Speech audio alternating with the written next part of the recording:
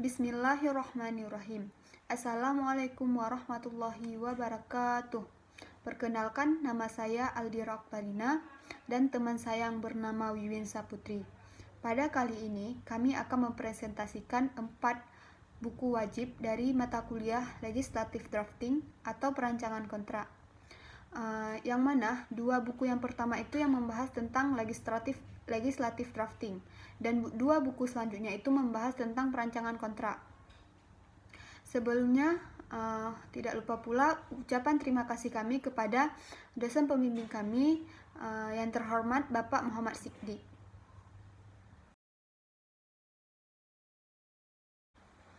Baik, selanjutnya saya akan menjelaskan atau mempresentasikan buku yang pertama, yaitu buku yang berjudul Legislative Drafting. Jadi dalam buku ini, Legislative Drafting itu berhubungan dengan perancangan peraturan perundang-undangan yang dibuat oleh lembaga yang berwenang ataupun pejabat yang berwenang, yaitu dalam bentuk undang-undang, dalam bentuk peraturan pemerintah, dalam bentuk peraturan daerah, ataupun peraturan perundang-undangan lainnya. Dikatakan bahwa peraturan perundang-undangan dan pemerintahan merupakan aspek yang saling melengkapi dari proses sosial yang sama. Betapapun kecilnya peran yang dimainkan, tetapi undang-undang itu tetaplah penting. Dengan undang-undang, kebijakan diubah menjadi hukum yang dapat ditegakkan. Dalam banyak contoh, pemerintah memperlakukan hukum sebagai reaksi terhadap situasi sosial yang berkembang dalam masyarakat, baik itu secara mandiri ataupun secara sengaja. Badan legislatif yang hanya menyetujui dan memberikan legitimasi demokrasi pada RUU yang diajukan oleh pemerintah. Badan legislatif dapat digunakan atau dilangkahi dengan mengacu pada upaya untuk membuat undang-undang itu berdasarkan kontrak. Kemudian dalam buku ini, buku Krabbe menjelaskan pentingnya fungsi bahasa bagi manusia, termasuk bagi pembentuk undang-undang, bahwa bahasa itu mengekspresikan manusia dan usaha manusia. Bahasa itu mencerminkan cara hidup kita. Setiap aspek kehidupan kita dipengaruhi oleh bahasa. Kita memahami diri kita dan masyarakat kita itu dengan bahasa. Kita berkomunikasi satu sama lain dan melakukan urusan sehari-hari itu dengan menggunakan bahasa. Bahasa menjadi sumber kesalahpahaman. Bahasa juga mempengaruhi keputusan kita terhadap orang lain. Jadi, bahasa itu sangat mempengaruhi bagaimana cara kita berpikir, cara kita dan bahasa itu terkait dengan masyarakat. Ketika bahasa berubah, maka masyarakat pun akan berubah. Ketika masyarakat berubah, bahasa juga akan berubah. Baik, yang pada bab pertama dalam buku ini itu menjelaskan tentang tugas legislasi. Jadi tugas legislasi ini adalah kerangka kerja yang digunakan pemerintah untuk mencapai tujuan mereka. Dan bagi politisi dan administrator, undang-undang adalah alat untuk mencapai kebijakan ekonomi, budaya, politik, dan sosial mereka. Apapun keengganan seseorang terhadap hukum, negara modern harus membuat undang-undang untuk mencapai tujuan politik tertentu dan kebijakan publik tertentu. Di semua negara persemakmuran seperti di semua masyarakat lainnya. Lalu di bab yang kedua dalam buku ini menjelaskan tentang penasihat kebijakan dan parlemen. Pemerintah membutuhkan undang-undang. Peraturan yang diatur membutuhkan undang-undang yang dapat dibaca dan dipahami dengan baik. Dengan pemerintah meluas untuk mengontrol setiap aspek kehidupan kita, legislatif dari satu jenis atau lainnya mengikat kita dalam bidang apapun. Kami mengklaim tentakel pemerintah itu jelas. Ada kisah parlemen untuk menjaga dan untuk mengatur kita. Dalam sistem pemerintah, parlemen kita, kabinet diambil dari parlemen. Kabinet pada dasarnya adalah eksekutif. Eksekutif ini mengontrol program legislatif parlemen. Dengan demikian, undang-undang parlemen dalam ukuran yang sangat besar adalah pekerjaan eksekutif. Dengan kata lain, kebijakan pemerintah mendorong pembuatan undang-undang. Kebijakan legislatif yang dituangkan dalam undang-undang itu ditentukan dan diselesaikan terlebih dahulu oleh pemerintah. Parlemen pada dasarnya memberikan persetujuan pada RUU, gagasan bahwa undang-undang dapat digunakan untuk mencapai perubahan besar dalam masyarakat yang sangat menarik bagi para politisi. Mereka percaya bahwa segala sesuatu dapat dicapai dengan undang-undang. Bagi mereka, parlemen dapat melakukan apa saja selain menjadi pria sebagai wanita dan wanita sebagai pria. Sulit bagi mereka untuk menyadari bahwa tidak semua penyakit sosial dapat disembuhkan dengan undang-undang. Berabad-abad perilaku sosial tidak bisa dikesampingkan dengan pukulan pena. Masyarakat hanyalah memulai dengan buku undang-undang di tangannya. Legislasi hanyalah sebagai kewarganegaraan. Ini mencerminkan perkembangan masyarakat secara keseluruhan. Kita perlu mencerminkan kewaspadaan terhadap konsekuensi undang-undang yang salah arah. Dengan demikian, penasehat parlemen memiliki peran penting untuk dimainkan dalam konsepsi dan undang-undang parlemen. Jadi mereka memiliki kewajiban untuk mengungkapkan kebijakan legislatif dalam bahasa yang bebas dari ambiguitasnya. Transformasi kebijakan pemerintah menjadi undang-undang merupakan fungsi utama dalam menjalankan fungsi tersebut. Pemerintah mengharapkan penasehat parlemen untuk memastikan bahwa kebijakan pemerintah tersebut memiliki kekuatan hukum. Demikian pula, pemerintah mengharapkan penasehat parlemen untuk mengungkapkan niat legislatif seakurat mungkin dan hanya mampu menafsirkan satu, yaitu maksud yang ingin dimiliki dan oleh pemerintah dalam undang-undang tersebut. Penasehat parlemen, pemerintah juga RUU yang disusun selaras dengan semua peraturan perundang-undangan dan yang setara dengan common law dan hukum adat. Sebuah undang-undang parlemen tidak berdiri sendiri. Jadi itu adalah bagian dari hukum secara keseluruhan. RUU yang dirancang juga harus sesuai dengan prosedur parlementer. Hal itu menimbulkan pertanyaan bagi audiens dan parlemen dan publik. Harapan parlemen terhadap suatu RUU masyarakat agar RUU tersebut cukup jelas dan disusun sedemikian rupa sehingga memungkinkan terjadinya debat yang tertib. Tetapi parlemen mengeluarkan undang-undang untuk publik yang urusan atau pendekatan dengan aspirasinya akan diatur dalam undang-undang. Mereka juga memahami ekspektasi mereka terhadap undang-undang tersebut dapat dipahami dan tepat dan bebas dari ambiguitas ataupun ketidaktahuan masyarakat. Harapan masyarakat bersumber dari kenyataan bahwa ada kepentingan selain pemerintah yang peduli dengan kualitas dan vitalitas peraturan perundang-undangan. Kebijakan gambar peraturan perundang-undangan ini bisa saja berasal dari masyarakat, baik itu melalui dari manifesto partai politik. Manifesto partai politik adalah usaha yang jika memperoleh kekuasaan politik, ia akan memperkenalkan undang-undang untuk mempengaruhi kebijakan dan filosofis ekonomi, sosial atau sebaliknya. Pemilihannya untuk menjabat dianggap sebagai dukungan dan harapan itu publik mengharapkan untuk melihat undang-undang yang mencerminkan kebijakan dan filosofi yang telah didukungnya. Selanjutnya, pejabat departemen mengelola undang-undang yang disahkan oleh parlemen. Dengan demikian, mereka menjadi sumber lain dari kebijakan legislatif Dalam pelaksanaannya, para pejabat Departemen Hukum menemukan adanya cacat atau ketidaksesuaian dalam hukum. Sebuah undang-undang mungkin udah usai. Ini mungkin menjadi tidak bisa dijalankan.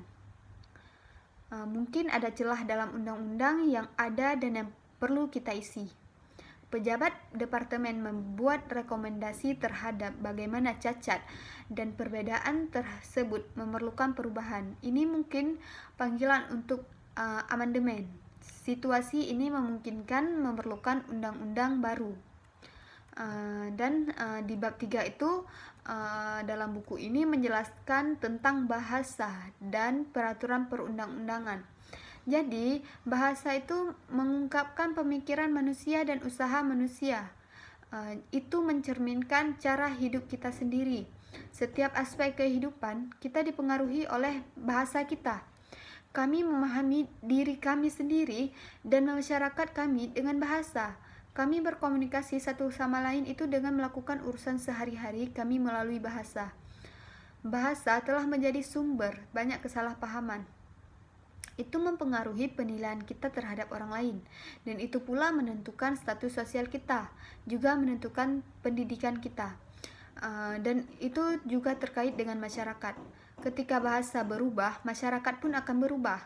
Saat bahasa masyarakat berubah, orang-orang Roma saat itu berubah. Saat bahasa masyarakat berubah, orang-orang Roma saat itu tidak berbicara bahasa Latin. Bahasa, terutama bahasa tertulis maupun magnet tersendiri. Kenikmatan puisi, mantra orator, pengaruh magnis bahasa. Apakah bahasanya emotif, informatif, atau preskriptif? Pengaruhnya sangat besar. Permohonan Paulus di hadapan Agripa, Mark Antony dari Sakepares mendemonstrasikan kekuatan bahasa. Semua catatan kita, itu baik ilmiah, bisnis atau parlemen, mewakili aspek hidup ataupun aspek fungsi bahasa. Pemikiran kita sendiri difasilitasi oleh bahasa yang merupakan alat komunikasi yang hebat. Penasehat parlemen harus tertarik pada bahasa karena kisah parlemen adalah instrumen kontrol sosial. Jadi perancangan legislatif itu sebagai alat komunikasi. Undang-undang parlemen mengungkapkan hubungan hukum. Ini juga merupakan bentuk komunikasi. Itu menetapkan hak dan kewajiban kita, kekuatan kita, hak istimewa kita, dan tugas kita. Ini memberi tahu kita apa yang harus dilakukan dan apa yang tidak boleh dilakukan. Itu adalah perintah bagi orang lain. Oleh karena itu, hendaknya tidak ada kesalahpahaman tentang pesan yang ingin disampaikan. Itu adalah bagian dari bahasa dan bahasa suatu bangsa. Akan dihormati, undang-undang parlemen harus dirancang sesuai dengan prinsip-prinsip yang mengatur bahasa seperti alat komunikasi yang di yurisdiksi tertentu. Selanjutnya ada bab 4. Bab 4 itu membahas tentang batas konstitusional. Sebuah konstitusi mengungkapkan keinginan negara dari suatu bangsa dan mewujudkan jiwa suatu bangsa. Ini adalah dokumen hukum dan bukti politik. Itu adalah sumber dari semua kekuatan dan sumber dari semua aturan perilaku belaka untuk bimbingan masyarakat. Tetapi juga pemerintah untuk ditaati. Ini bukanlah persamaan dalam matematika untuk diinterpretasikan dengan mengacu pada angka. Ini dalam arti tertentu, organik itu tumbuh bersama masyarakat yang dikandungnya. Semua tugas, kewajiban, kekuasaan, keistimewaan, dan hak ini harus dijalankan sesuai dengan surat konstitusi. Lebih dari itu, mereka harus dijalankan dan ditegakkan sesuai dengan semangat konstitusi. Selanjutnya, bab kelima dalam buku ini itu menjelaskan tentang kalimat legislatif. Kalimat adalah ekspresi dari suatu pemikiran. Kalimat mengandung subjek dan predikat. Ini adalah unit dasar dari sebuah bahasa. Sama seperti sebuah kata adalah unit dasar dari sebuah kalimat. Oleh karena itu, penasehat parlemen harus memiliki pemahaman tentang prinsip-prinsip tata bahasa.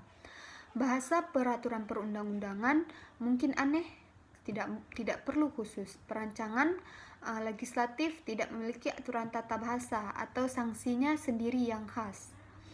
Bagian dari undang-undang, parlemen pada dasarnya adalah sebuah kalimat.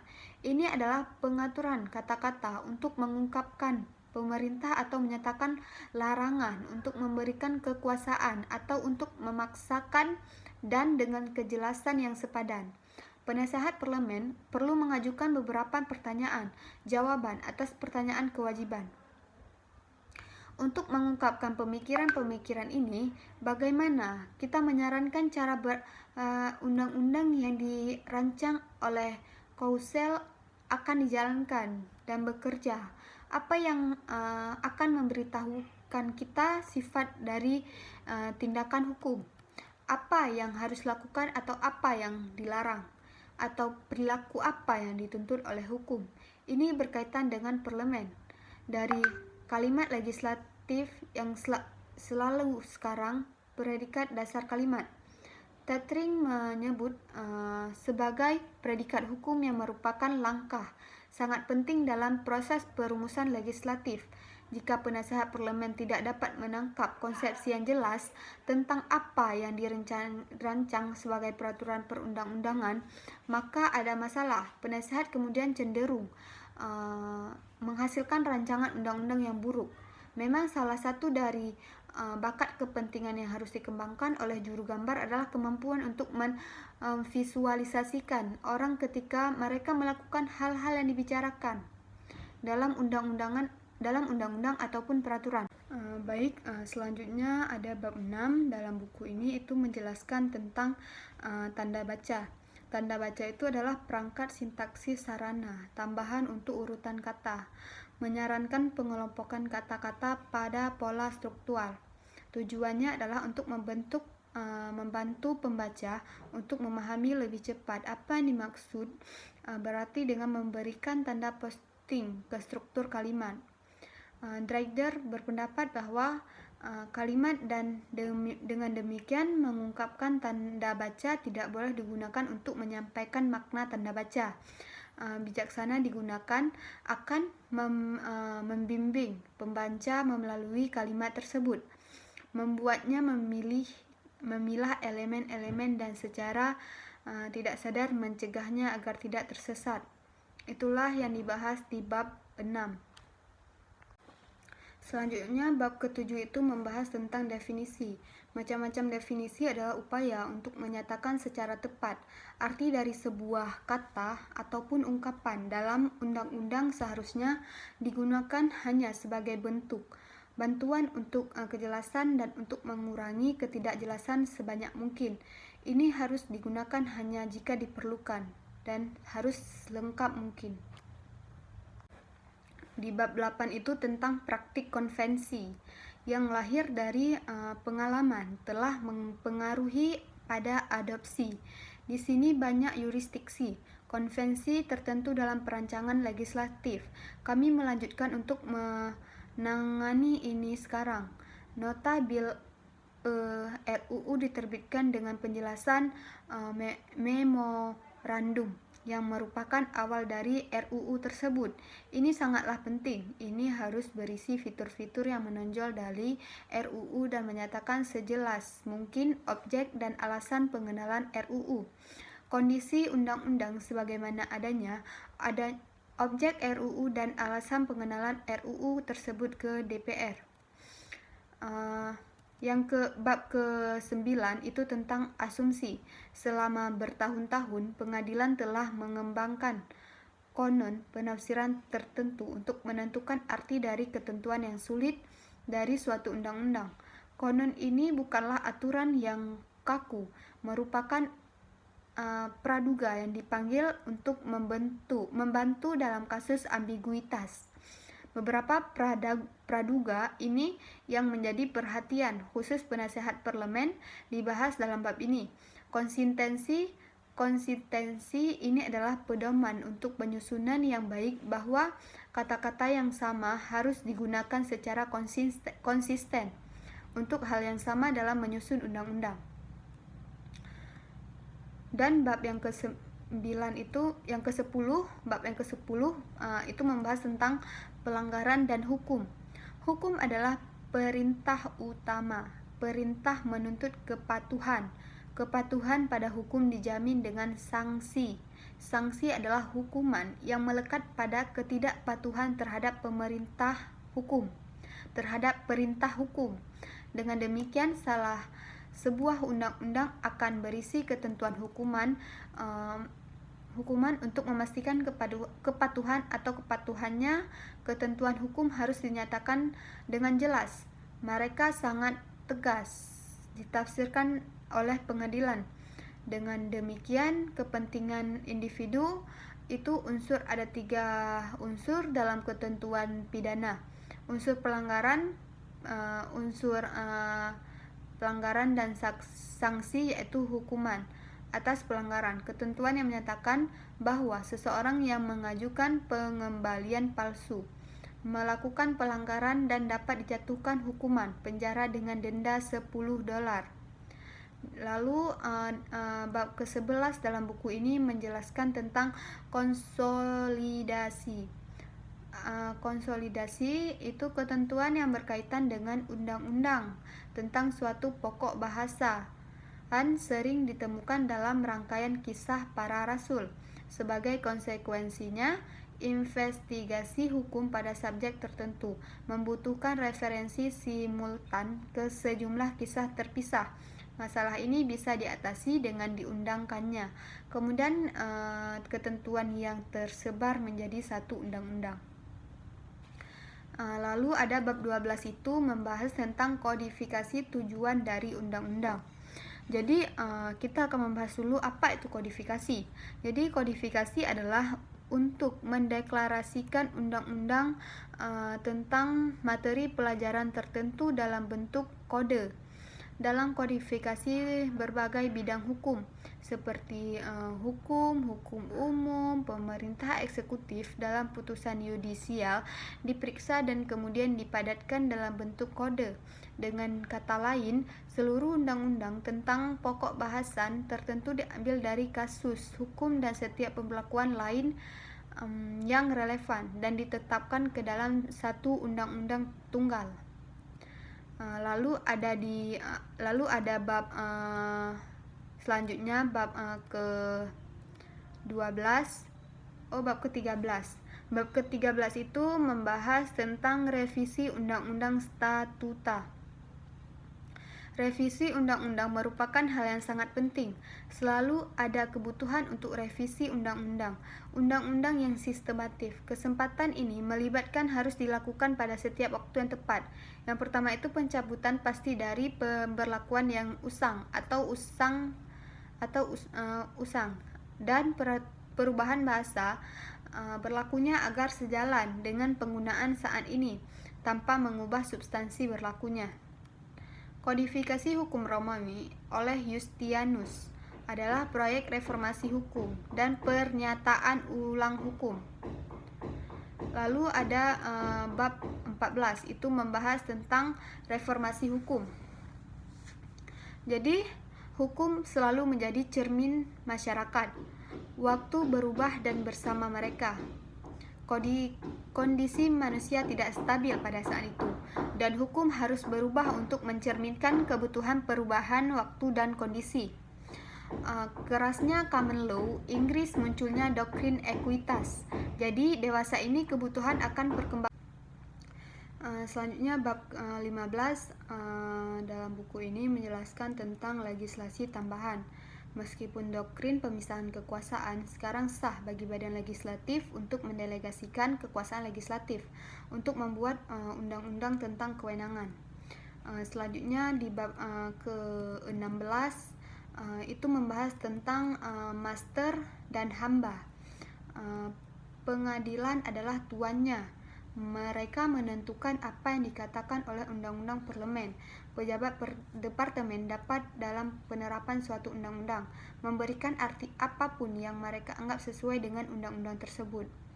Lalu ada di bab ke-17 itu bab terakhir dalam buku ini itu menjelaskan tentang prosedur parlemen.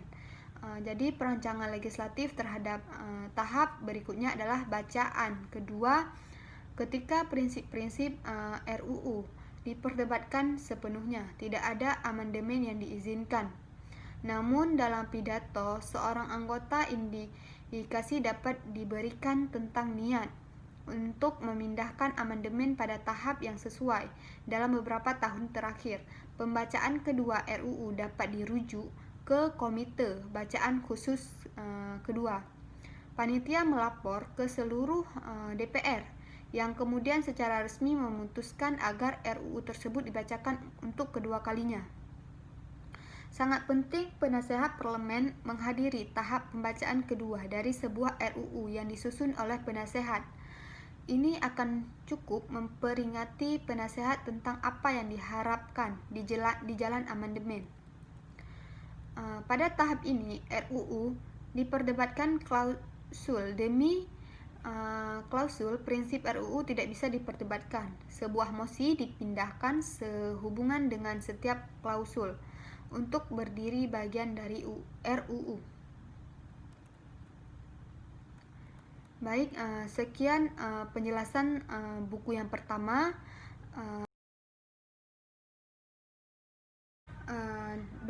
Selanjutnya saya akan menjelaskan ataupun mempresentasikan buku kedua yang berjudul Essays on Contract Design and Incentive Profession. Jadi dalam buku ini pada bab pertama itu menjelaskan tentang bagaimana menerapkan kebijakan legislasi yang baik ataupun bagaimana menerapkan kebijakan legislasi yang lebih baik. Pada bab ini menjadi dasar untuk memahami pentingnya perumusan legislatif, baik manual tentang penerapan undang-undang dan kebijakan peraturan yang baik. Ini memperkenalkan konsep kualitas legislatif dan relevansinya dalam mewujudkan regulasi yang baik dan dari pemerintahan. Dan selanjutnya bab kedua pada buku ini menjelaskan tentang bagaimana cara manual Mesir untuk perancangan legislatif. Bab ini itu berfokus pada perancangan legislatif di Mesir. Ini pertama kali mementaskan proses perancangan legislatif di Mesir sambil mendemonstrasikan bagaimana proses perancangan legislatif dan prosedur kerjanya. Dan bab ketiga pada buku ini menjelaskan tentang langkah maju. Bab ini mengurai cara terbaik menerapkan manual Mesir untuk perancangan legislatif secara efektif dan efisien berdasarkan pengalaman negara-negara. Sekian penjelasan tentang buku ini.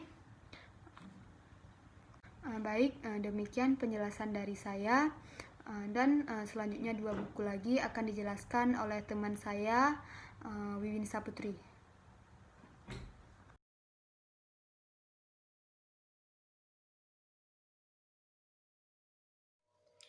Baiklah, sekarang saya akan membahas tentang buku ketiga dan buku keempat, yaitu tentang esai tentang desain kontrak dan pemberian identif, karya Eva Isabel Hope Fisher, dan hukum kontrak pendahuluan perbandingan, pengarang James M. Smith. Nah, jadi yang pertama itu buku esai tentang desain kontrak dan pemberian identif menurut pengarang Eva Isabel Hope Fisher. Jadi pada bab 1 itu isinya menjelaskan mengenai kontrak teori ekonomi, yaitu teori intensif, informasi asimetris, dan desain kelembagaan yang telah menjadi bidang penelitian yang sangat aktif di bidang ekonomi mikro dalam 3 dekade terakhir.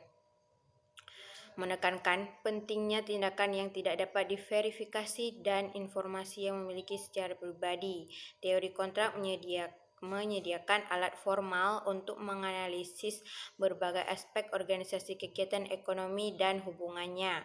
Misalnya, masalah yang beragam seperti alokasi hak milik, misalnya pro dan kontra dari integrasi vertikal dan lateral atau pertukaran antara kepemilikan publik ke swasta.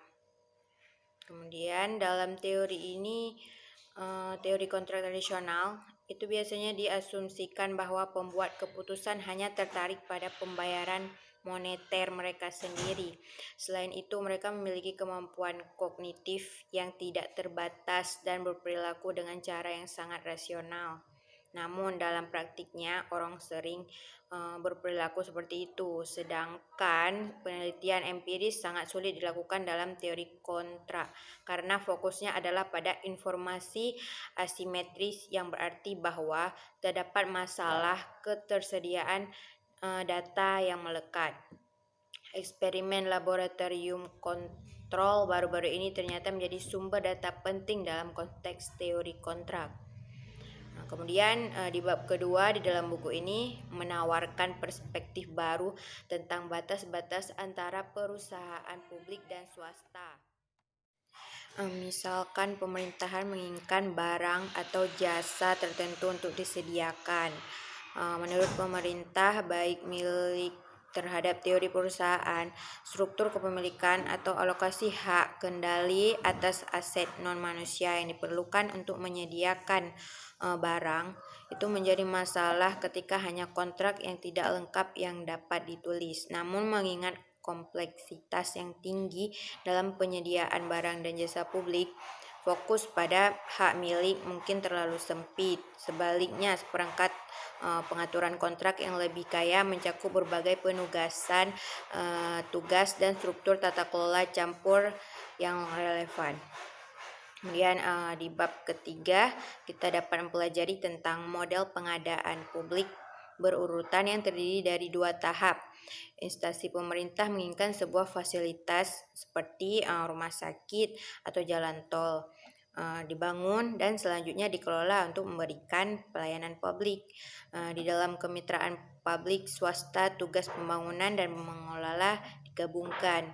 Sementara dalam pengadaan tradisional, tugas ini didelegasikan ke kontraktor swasta. Kemudian di bab keempat itu pada awalnya tidak ada yang mengetahui biaya produksi agen, tetapi setelah prinsipal menawarkan kontrak, agen dapat terlibat dalam pengumpulan informasi yang mahal. Pengumpulan informasi yang mahal pada tahap pembuatan kontrak adalah murni aktivitas mencari keuntungan. Karena secara umum diketahui bahwa keputusan perdagangan efisien ex post tidak bergantung pada keadaan alam. Jadi dalam skenario pertama, jika agen tidak memperoleh informasi sebelum kontrak ditandatangani, maka dia tidak akan mempelajari keadaan alam sebelum perdagangan dapat dilakukan. Kemudian bab kelima sini membahas tentang perdebatan penting dalam literatur teori tentang kontrak, tentang apakah kontrak dapat mengurangi atau bahkan memecahkan masalah penahanan, yaitu masalah kurangnya investasi yang muncul ketika investasi bersifat khusus, kehubungan dan tidak dapat dikontrak. Dalam hal ini, menurut penalaran teori kontrak standar, kontrak harga tetap sederhana tidak dapat meningkatkan intensif investasi dibandingkan dengan tolak ukur tanpa kontrak. Sebaliknya, kontrak opsi yang sesuai dapat memecahkan masalah penundaan asalkan negosiasi dapat dicegah. Jika negosiasi ulang tidak dapat dikesampingkan menurut teori standar, kontrak tidak berguna. Jadi dalam percobaan kontrak, harga tetap tidak bisa mengurangi masalah penundaan, sementara kontrak opsi sangat efektif ketika negosiasi ulang dapat dicegah. Namun meskipun negosiasi ulang tidak dapat dicegah, kontrak opsi masih secara signifikan meningkatkan intensif investasi dibandingkan dengan perlakuan tanpa kontrak. Kemudian di bab ke-6 itu mempelajari tentang masalah agen utama multitugas, di mana tugas dapat saling bertentangan satu sama lain. Misalnya seorang pedagang prinsipal yang ingin menjual 2 produk Pedagang dapat menyewa satu atau dua perwakilan penjualan atau agen yang dapat melakukan upaya non-kontras untuk mempromosikan produk, sehingga gaji hanya dapat bergantung pada produksi yang dijual. Produksi mana yang dijual. Jika produksinya adalah substitusi yang tidak sempurna, maka upaya promosi dalam satu tugas meningkatkan kemungkinan penjualan produk yang dipromosikan, tetapi pada saat yang sama menurunkan kemungkinan penjualan produk lain. Kemudian bab terakhir yaitu bab ke-7 itu berkontribusi pada garis penelitian yang baru-baru ini diangkat yang menyelidiki dampak kemampuan kognitif pada penilaian dan pengambilan keputusan.